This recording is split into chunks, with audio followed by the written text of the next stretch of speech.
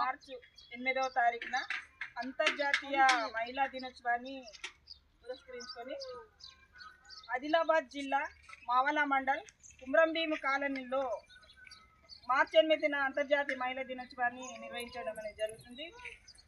దీనికి అన్ని వర్గాల ప్రజలు, మహిళలు, కార్మికులు, కర్షకులు, విద్యార్థులు అందరూ కూడా వచ్చి ఇదొక మహిళా దినోత్సవాన్ని విజయవంతం చేయాలనేది మేము విజ్ఞప్తి చేస్తున్నాం. ఎందుకంటే మహిళల పైన అనేక రకాల దాడులు జరుగుతున్నాయి. ఇవాళ ఐక్యరాజ్య సమితి మార్చి 8 మహిళలకు ఒక ప్రత్యేకమైన ఒక దినం కేటాయించి వాళ్ళ సమస్యల పైన మాట్లాడుకోవాలి, వాళ్ళ సమస్యలు ఏమున్నాయి అనేది అదొక దినం కేటాయించింది.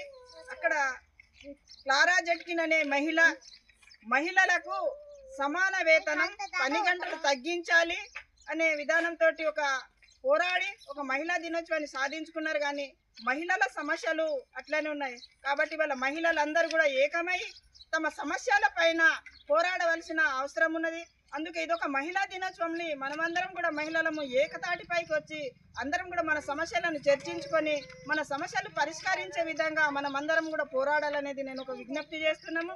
అట్లనే ఇది ఈ నెల మార్చి 8వ తారీఖున ఒక ఆదిలాబాద్ జిల్లా కుమ్రంభీము కాలనీలో పెద్ద ఎత్తున ఒక భారీ బహిరంగ సభ ఏర్పాటు చేస్తున్నాం.